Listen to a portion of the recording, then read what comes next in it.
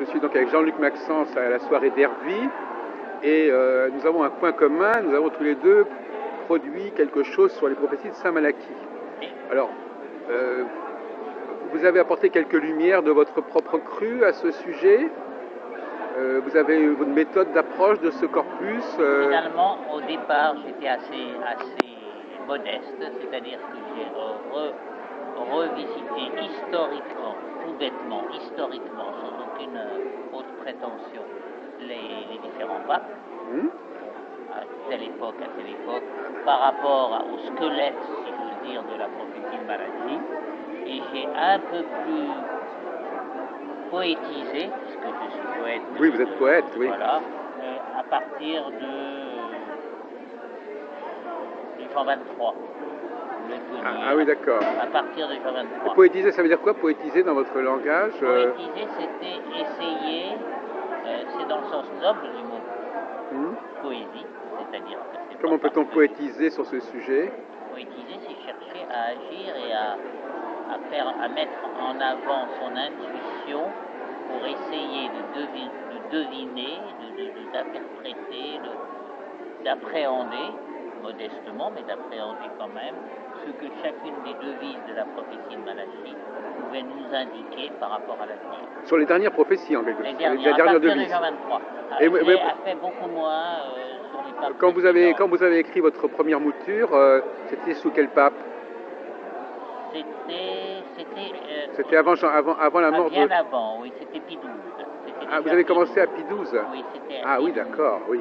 Et déjà, là, vous l'aviez suivi déjà au prisme de la prophétie de Saint Malachie? Non, mais ça m'intriguait. Oui. J'étais jeune à cette époque-là. Donc ça m'intriguait. Oui. Je me suis dit, c'est curieux, qu'est-ce que c'est? Est-ce que c'est complètement farfelu? Est-ce que c'est complètement délirant? Ou est-ce que c'est peut-être comme des torches, comme des indications? Alors, est-ce que, je fais une petite parenthèse, est-ce que vous êtes intéressé à d'autres prophéties que celle de Saint Malachie? Par exemple, celle de Nostradamus. Nostradamus, c'est ce que j'allais dire, parce qu'à l'époque, c'était le fameux succès du best-seller. 81, oui. Voilà, Jean Brune, oui. Mais ce qui m'a intéressé, c'était de mettre en regard, complètement, en parallèle. Nostradamus, carrément, c'était un poète. Oui. L'histoire de chacun des papes, et puis ce que disait cette soi-disant prophétie. Alors justement, à votre avis, comment est-ce qu'elle a été confectionnée, cette prophétie? Je pouvais vous répondre de manière précise et sûre. C'était un faux? Non, je ne pense pas que c'était un faux. Je ne crois pas. Non? Je ne crois pas. Je crois que c'était une imagination active, on dirait. Ah oui? On pourrait dire. D'accord. Quelque chose de cet ordre. Bon. Un faux, non. Je ne crois pas que la... Un faux dans le sens où on aurait fait un faux antidaté. Oui, je ne crois pas que c'était ça. Bon? Je ne crois pas. Donc vous faites l'apologie de Non, je crois que les prophéties, c'est jamais des faux. Ou alors ça n'a pas d'intérêt. Ah oui. C'est des regards... Je délire, je le sais, mais tant mieux. Ce sont des coups d'intuition, des coups de phare, des coups de lumière sur ce que peut être l'avenir. Parce qu'on a dit... partant, voilà, c'est ça. Et après, il y a plein de... On a soupçonné les prophéties d'avoir été composées pour faire élire un pape, vous savez. Oui, je sais ça, je me souviens très bien de mes premiers chapitres là-dessus. Oui. Tout ça, c'est vrai. Mais je n'arrive pas à croire, et je ne peux pas croire, que quelque chose puisse perdurer si longtemps. Ah oui, d'accord. Et est-ce que vous pensez qu'elles annoncent la fin du monde? Le dernier pape? C'était le sujet de la fin de mon livre, ça. Vous savez, la fin du monde est toujours remis à demain. Je ne pense pas qu'on puisse... C'est quelque chose de presque plus sérieux. Un oracle, c'est plus sérieux que ce que on veut en faire dans France Dimanche ou dans une revue. Je ne crois pas que ça se pose de cette façon-là. L'Apocalypse, c'est toujours demain. D'ailleurs, la dernière phrase de mon livre, c'était ça. On a chacun son Apocalypse et il ne faut pas... C'est pas un roman policier, les prophéties de Malachie. Alors comment situez-vous? C'est une aide à essayer de comprendre les différentes nuances, les différentes manières que chacun des papes a essayé de mener l'église de Rome. Comment situez-vous cet ouvrage dans l'ensemble de votre œuvre? Et notamment, je crois que vous avez dit que vous étiez jungien, plus ou moins. Oui, alors, Est-ce qu'il y a un rapport entre Jung et le prophétisme? En apparence, je devrais répondre non. Puisque quand j'ai écrit les prophéties de Malachie, j'avais 30 ans. J'ai écrit ça rapidement. J'adorais l'histoire. J'aimais beaucoup. J'étais croyant, j'étais catholique ultra classique. Et ça m'a intéressé. C'était un petit éditeur qu'on a un peu oublié, mais pas complètement, qui s'appelait Pierre-Jean Oswald, qui était un éditeur de poésie. Ah oui. Qui travaillait avec Jean Hébernalier et Albin Michel, qui m'a dit, toi qui es passionné par l'Église du Vatican, tu ne peux pas nous faire un truc sur la prophétie de Malachie. Ça s'est posé de cette façon-là. Oui. À bientôt. Ah, la prophétie de Malachie. Merci de m'avoir présenté, M. Maxence. Oh, il va peut-être le regretter. Hein. Alors, en fait, c'est presque un livre de commande. Et je me suis pris au jeu. Oui. Moi, j'avais commencé ma petite aventure éditoriale en publiant un recueil de poèmes en 68, lequel recueil de poèmes avait été repris, encouragé par Aragon, Séguer, plein de gens. J'avais eu un coup de bol énorme. Je ne dis pas que ça ne valait rien, mais j'ai eu un coup de bol énorme. Et tout d'un coup, je me suis retrouvé dans l'édition, en train presque de diriger une maison d'édition, de faire plein de choses, et on me demande un livre sur Malachie. Je connaissais Malachie comme un lecteur tranquille de témoignages chrétiens, c'est-à-dire pas de... Oui, parce qu'il a quand même été beaucoup publié dans la littérature catholique, ce Malachie. Oui, donc je voyais, et je me suis passionné, c'est vrai ça, mais passionné pour l'histoire. Et ce qui m'a paru le plus intéressant, c'est de plaquer l'histoire sur les prophéties et de voir qu'est-ce qui était de l'ordre de l'invisible et de la prophétie réelle. Oui, parce que la grande question qui se pose pour un croyant, c'est de savoir s'il y a un rapport entre la prophétie biblique et la prophétie moderne. Est-ce que le prophétisme a perduré au-delà des temps bibliques, des temps hébraïques? Je crois que oui, mais bon, je ne suis pas... Aujourd'hui, je on pense a... que oui. Oui. Mais c'est inconscient, même de la part de l'émetteur et du récepteur. J'ai un peu cette tendance-là, à croire que, à l'heure actuelle, je ne parle pas des prophéties bibliques, à l'heure actuelle, tout ce qui est prophétique, c'est au cœur défendant de celui qui est le récepteur. Donc vous-même, quelque part, on dit souvent que les poètes sont des prophètes. Vous-même, Victor Hugo était un prophète. Vous-même, en tant que poète, vous avez vous avez une sorte d'inspiration prophétique, forcément. Oui, mais je veux bien ça, mais en disant que je ne sais pas quand. Oui, c'est ça. En restant d'une humilité totale. Ce que n'était pas Victor Hugo. Victor Hugo, et alors donc ma question... un extraordinaire poète, mais dès qu'il parlait de prophétie, de religion, il a presque créé une religion, les gens ne le savent pas. Ah oui. À une époque, il y avait presque une secte autour de lui. Ah oui.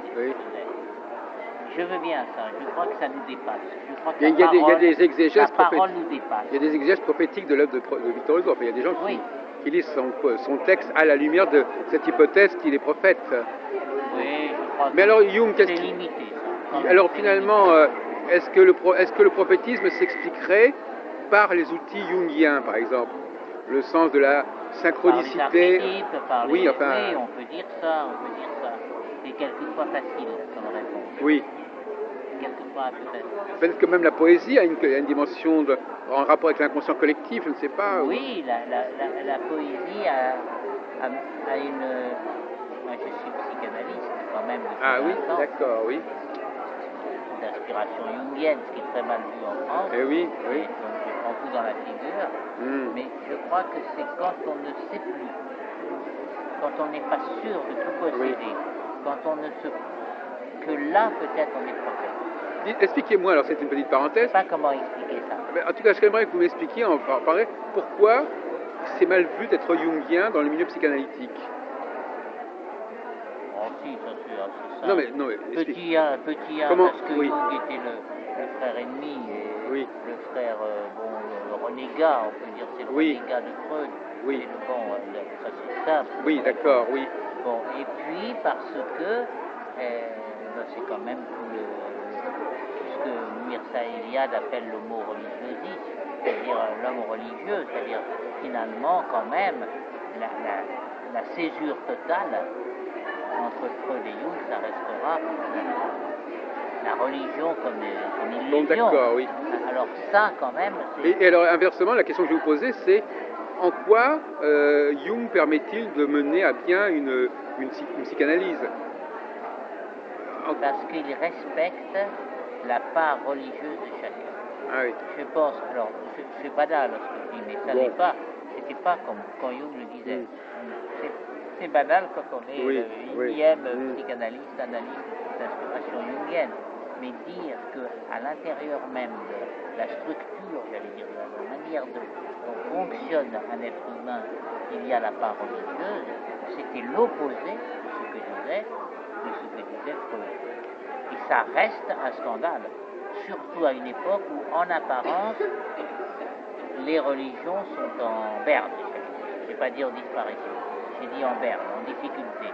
Est-ce qu'on ne pourrait pas dire, enfin moi je suis un peu extérieur à ce milieu, est-ce qu'on ne peut pas dire que chez Jung, on met plus l'accent sur le collectif que sur l'individuel?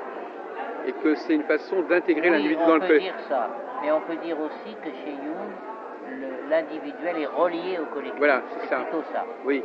Et ça, peut-être que ça n'est pas la démarche freudienne. Non. Bien qu'il intègre quand même dans la mise.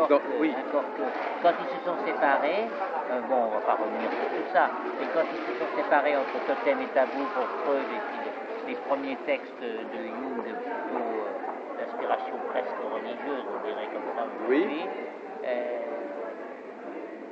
Freud a essayé, on ne le dit pas assez, il a essayé de ne pas rompre totalement.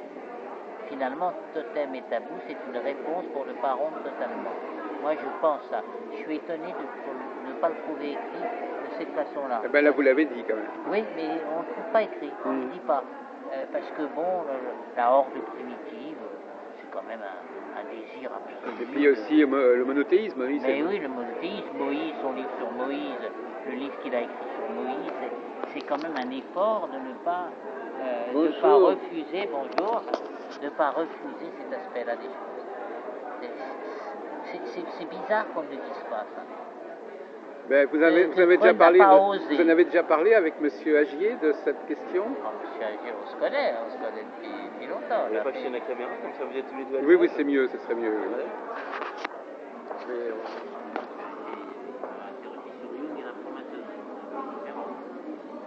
Chez Nicolas Flamel, d'ailleurs. Ah non, je n'ai pas écrit.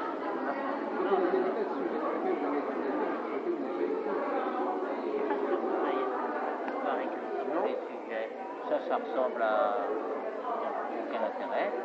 Par contre, il faut peut-être chercher des intuitions, des rapprochements, des comparaisons, des audaces dans la comparaison. On n'est pas absolument obligé de connaître le cœur de Lacan. Par exemple, pour s'apercevoir que Lacan est beaucoup plus proche de Jung que de Freud. Oui. Alors, au début, je n'osais pas dire ça. Puis je me suis aperçu que des lacaniens, grosses têtes lacaniennes, que j'ai eu la chance de pouvoir connaître comme ça, superficiellement, mais connaître quand même, m'ont dit, mais tu as raison. Or, je ne connais pas l'œuvre de Lacan du tout. Je la connais un tout petit peu, mais très mal. Alors, qu'est-ce qui vous a amené à vous intéresser à l'alchimie, M. Maxence? Par quel cheminement? Ça, c'est autre chose. Ça, c'est encore autre chose. Mais comme vous avez dit, l'alchimie, c'est l'acceptation de se transformer soi-même. Oui. J'essaie d'être le plus simple. Ah oui, bien sûr, oui. Mais je ne crois pas que c'est complètement idiot ce que je raconte. Ça doit être ça, l'alchimie. C'est vrai que c'est beaucoup plus... mais c'est aussi... Freud ne passe pas par le même accord. Il ne passe pas par le même... Mais au fond... Sur l'alchimie, pas trop. Vous êtes interrogé, c'est quand même des choses à il ne m'a pas interrogé que sur l'alchimie, non. Vous avez parlé d'astrologie déjà? C'est pas ça. On n'a pas encore parlé d'astrologie, je sais pas si non, mais c'est quand on se permet de ne pas être simplement prudemment transversal. Vous savez, ça me fait penser à c'est un ethnologue. Oui, oui. Alors Michel Camus, il disait toi tu oses, mais il m'engueulait, il me disait il y a des moments où on ne peut pas faire ça. Je crois qu'on peut tout. Alors on peut se tromper, mais c'est bien important. Ce qui est important, c'est comment Lacan, Freud, Jung ont changé le monde. Alors, monsieur Agé, le souffle, vous avez quelque chose à dire sur l'astrologie, monsieur Masson? Vous êtes contre l'astrologie? Pas du tout. Vous avez un sentiment sur ce sujet? Non, vous j'ai aucun sentiment. Vous ne pouvez pas dire que vous n'avez rien à dire sur ce sujet. Il y a des choses où j'ai rien à dire. Les surréalistes ont toujours adoré l'astrologie, à commencer par Breton. Moi, je suis modeste. Non, sur l'astrologie, j'ai rien d'autre à dire que j'ai édité, parce que dans ma vie un petit peu schizoïde, j'ai fait beaucoup de choses, et j'ai édité pas mal de poètes. Et j'ai édité un poète qui est un merveilleux poète astrologue, qui s'appelle Olivier Perbrune. Ah ben justement, il a travaillé pour Oswald. Oui. Oui, il a été en 77, moi je le connaissais très bien. Il a publié un premier bouquin inspiré par Jean Carteret d'ailleurs. Oui, tout à fait, bravo. Non, mais j'ai pas de mérite à le savoir. Non, mais moi mais où il parlait des planètes. C'est un type très intéressant. Oui, je le fréquente encore d'ailleurs. L'astrologie, c'est aussi une hypothèse. C'est vous qui avez été l'éditeur de Perbrune, enfin le. J'ai publié le premier recueil d'Olivier, Jeanne Perbrune, oui. Qui s'appelait Maison 5. Ah oui, d'accord. Et qui était un recueil de poèmes tout à fait remarquable. Et malheureusement, maintenant, il a beaucoup dérivé. Ah oui. Et en poésie, il n'a plus fait grand chose. Non. Et il était quand même très état-limite, comme la plupart des gens intéressés. D'accord. Sans bien sûr. Enfin, moi, je l'ai connu en tant qu'enseignant en astrologie, parce qu'il C'était un type remarquable, mais c'est un type remarquable. Oui, bien sûr. Mais il est vraiment, sans vouloir cliniciser tous les cas, il est quand même toujours à la limite des choses. Ah oui. C'est merveilleux. Borderline. Oui, on va dire comme ça, si on peut dire. Mais c'est un type remarquable. Et là, il arrête l'astrologie, je ne sais pas pourquoi. Il a dit ça? Oui, il a dit ça. Parce qu'il a récemment, il a publié pour défendre la cause de l'astrologie. J'ai vu ça. Mais maintenant, il a... Oui, mais bon. Et maintenant, il dit toujours, tous les 2 ans, il dit, c'est la synthèse de tout ce que j'ai fait. Oui. J'ai dit, oui, c'est très bien, la synthèse, bon. Moi, je l'ai suivi pendant une trentaine d'années aussi, hein, oui.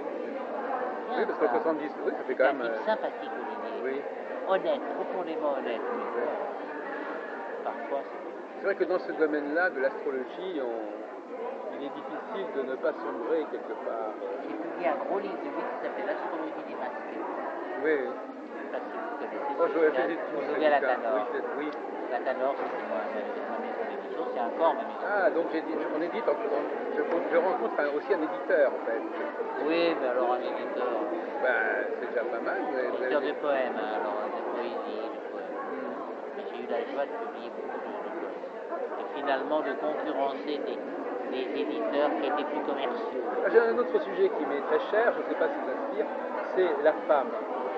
Est-ce que vous avez des choses à dire sur le rôle de la femme au niveau de sa mission, de sa place dans le monde, en quoi elle se diffère parce que c'est un thème jungien aussi, oui, c'est un thème jungien. L'animal, animus. Alors, est-ce qu'il y a des choses intéressantes à nous dire sur l'animus et l'animal, sur la femme et l'homme, sur le masculin et le féminin? Je ne sais pas si c'est intéressant. Enfin, dites-nous à votre sauce. À ma sauce de poète intuitif simplement, ce qui actuellement se joue est important, mais ça se joue mal.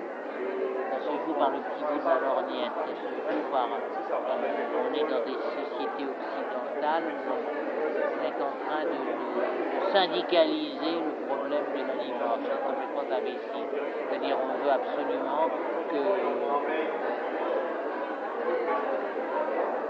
la femme joue le même rôle que l'homme. Mais est-ce que c'est pas... Il y a une espèce de mélange, mais est-ce que c'est pas... méli-mélo, sans aucun intérêt. Alors que ce qui est intéressant, c'est peut-être un revirement presque de civilisation. Parce que moi j'ai l'impression qu'on utilise beaucoup Jung au nom d'une certaine forme d'androgyna. On dit Jung a dit qu'on était tous un peu animus anima, etc.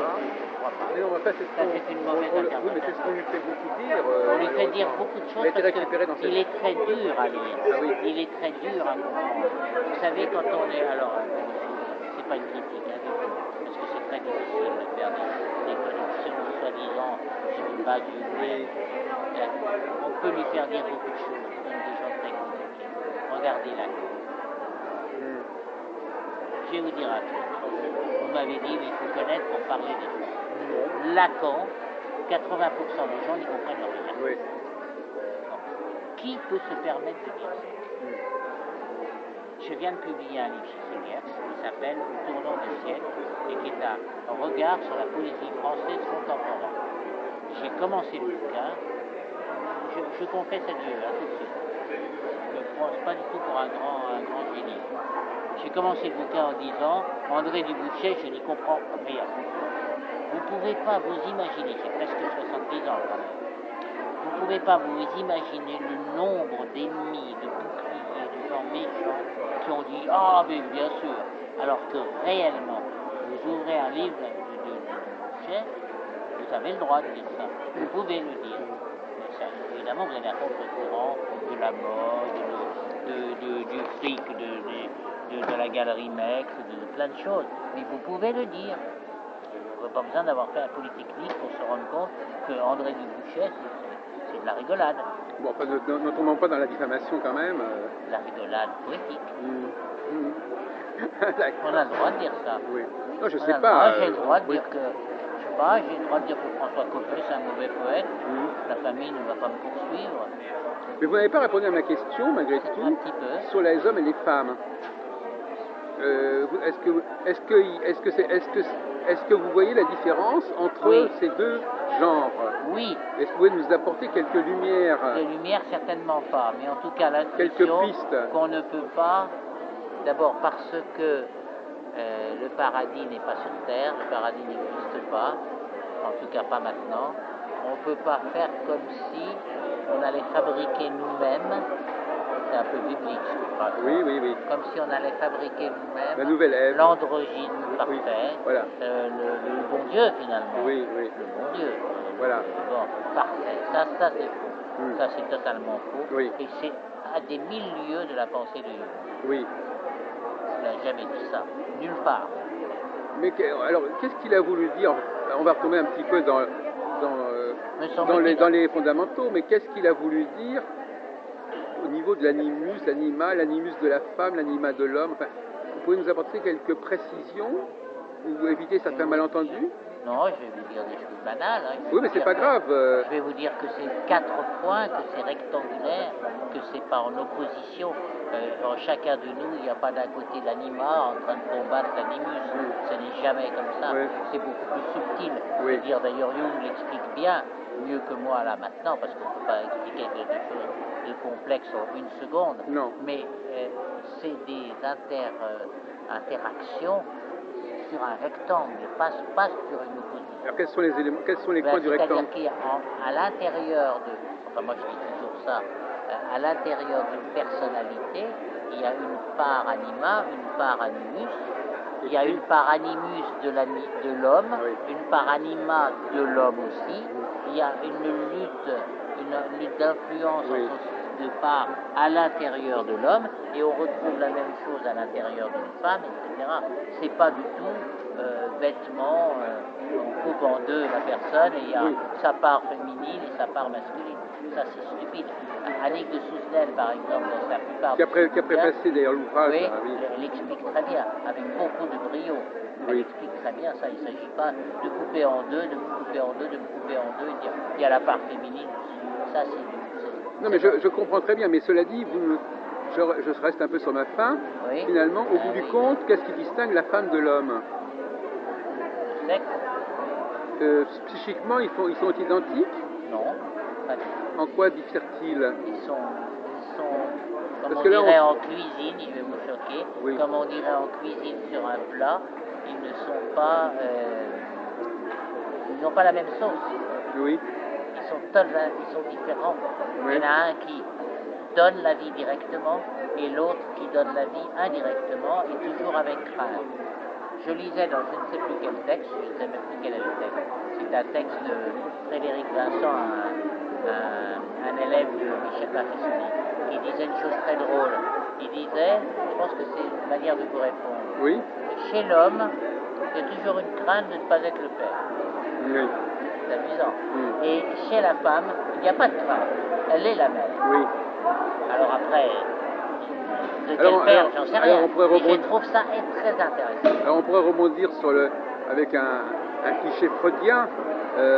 La femme a le sentiment d'un manque au niveau sexuel et pas l'homme. Oui, c'est quand même peu à peu,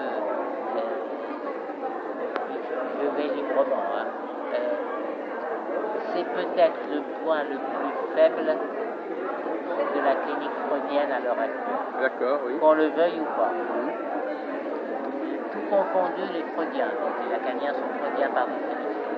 Enfin, c'est ce que je dis en tout cas, d'accord. C'est le point le plus. Bon, d'accord, oui. Et je crois qu'ils sont tous d'accord. Par contre, pour vous, la question de la procréation est déterminante. Oui, quand même. Ah oui, d'accord. Oui. Et du plaisir aussi. La manière de capter le plaisir, de le transmettre, d'essayer de trouver sa signification, c'est très différent. Alors, Je ne suis pas en train de dire qu'il faut... Alors, dernière question, enfin, supposons. C'est difficile, hein. Quelle dernière question, c'est est-ce que pour vous la notion de cycle est importante? Le cycle. Le cycle, oui, la notion de cycle, de phase successive, d'états successifs, de séquentialité, enfin, de stades. Est-ce que tout ça est important ou est-ce que vous avez... Certainement. Mais là, alors là... Par exemple, dans une psychanalyse, est-ce qu'il y a des stades?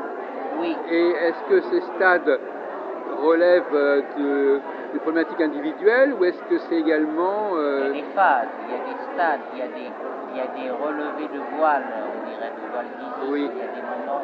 Bon. Là, pour le coup, c'est un peu ésotérique ce qu'il faudra... Ben, pourquoi pas, mais oui. j'y crois pas, pourquoi pas. Oui.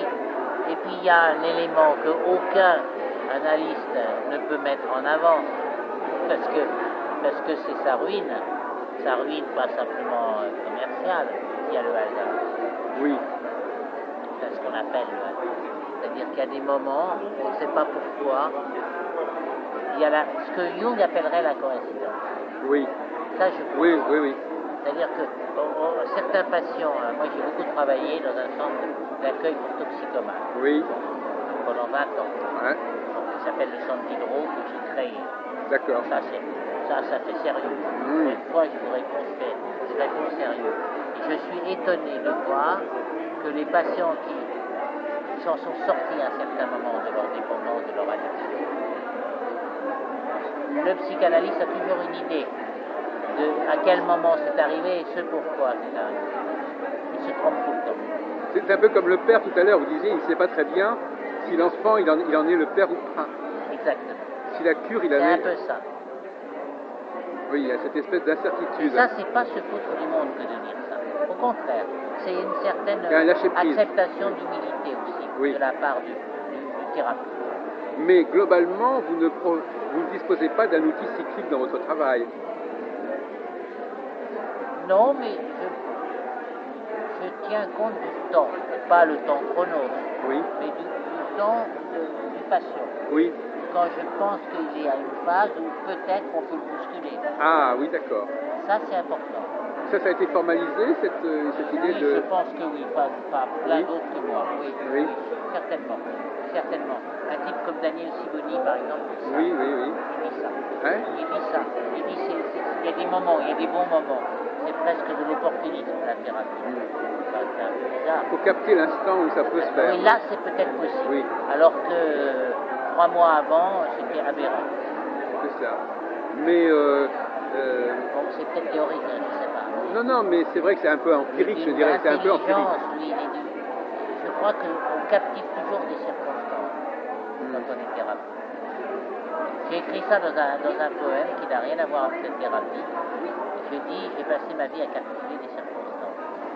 Et je crois qu'un thérapeute qui se respecte et qui respecte son patient, il est presque en chasse du bon moment, où il faut dire quelque chose, où il faut soupirer, où il faut, ça fait un peu lacanien mon affaire, où il faut intervenir, où il faut secouer, où il faut interpeller. Mais ce n'est pas le moment d'avant ni le moment d'après. Il faut que ça soit le bon. Alors justement, puisque vous parlez de Lacan, le langage, pour vous le langage, il est porteur de sagesse, le langage parce que le mystère. On a l'impression que le poète recherche la recherche des rimes, par exemple, c'est une espèce d'intuition qu'il y a une sorte de structure, il y a une sorte de sapience interne au langage, et que c'est pas par hasard que des mots se ressemblent, et que si des mots se ressemblent, ça veut dire qu'ils vont dans la même direction, dans le même sens. Enfin, est-ce qu'on appelle la morphosémantique? Oui, l'inconscient est structuré comme un langage, dit Lacan. Hein. C'est facile Oui. de répondre. Oui. C'est facile de vous dire ça, parce que c'est une phrase facile, finalement. Elle est profonde, mais elle est facile. Elle nous permet de croire que tout vient du langage. Moi, je ne suis pas trop structuraliste. Oui. Je crois que le langage est un des mystères ontologiques de la vie, oui. Mais je ne crois pas que le langage contient tout. Et alors, une dernière question, justement à propos du langage, mais plus généralement, la tradition, est-ce que le mot tradition vous parle? Oui, mais je préfère le mot archétype. Oui, alors un mot très jungien. Alors l'archétype, qu'est-ce que... Je préfère, parce que l'archétype, c'est le dessin de la tradition, le dessin inconscient de la tradition collective. Oui. Tandis que la tradition, malheureusement dans notre société, en France notamment, on pense tout de suite aux antéchrists, au latin. Bon, le mot tradition est piégé. Il faut savoir où on y met les gens. C'est vrai que si c'est mettre l'homéostasie, la protection du conservateur à tout prix, ce dont on est sûr, la tradition, je m'en fous. Ça ne m'intéresse pas du tout. Mais pas du tout, du tout. Au contraire, je trouve qu'il faut la secouer sans arrêt. Oser aller voir, mettre le nez à la fenêtre tout le temps. Même si quelquefois on peut se faire casser le nez. Est-ce que la tradition, elle peut être corrompue? Parce qu'il y a tradition et transmission. J'ai l'impression que vous avez une sorte de... Tout à l'heure, vous m'avez laissé entendre que finalement, vous faites confiance un petit peu à la transmission et que vous ne voyez pas malice dans les choses, que vous n'imaginez pas que les savoirs peuvent être trafiqués, corrompus, que vous oui, alors j'avais une réponse qui n'est pas correcte, hein, je sais très bien. J'ai pris l'option de la lumière. Oui. Alors, à cause de cela, avec mes faibles moyens, et c'est pas je dis aux chrétiens ce que je me dis à partir du moment où on prend une option, une épée, dirait Gilbert Durand par exemple, si on a pris une épée, on n'en prend pas une autre. Donc, c'est vrai que je suis fort peu doué dans tout ce qui est démoniaque. Mais ça aura peut-être ma vie. Il aura peut-être ma peau, le démoniaque. Mais c'est pas mon option. D'accord. J'ai choisi autre chose. Donc il y a une espèce de... Il y a une sorte de providence qui font que les textes nous parviennent dans leur virginité. Peut-être, on est peut-être proche, je ne sais pas, hein, vous souriez en me disant ça, et vous avez raison, on est peut-être proche là d'une idée de transcendance ou même d'immanence quand on dit ça. Quand on fait confiance, quand on se dit que peut-être, malgré tout, malgré l'apocalypse, on a parlé tout à l'heure, malgré c'est vrai qu'on a l'impression qu'on est dans une décadence telle qu'on arrive à la fin de tout. Ça c'est vrai, oui. Pas besoin d'avoir fait une technique, hein. Oui. Mais après tout c'est peut-être faux. Oui. C'est peut-être pas à notre échelle. C'est peut-être un homme de peu de foi, ferme-la. Il y a quelque chose de cet ordre. Écoutez, je vous remercie beaucoup, monsieur Maxence. J'ai essayé comme ça, hein, oui. spontanément. Ben voilà. Je vais dire pas mal de bêtises, mais bon. Tant pis.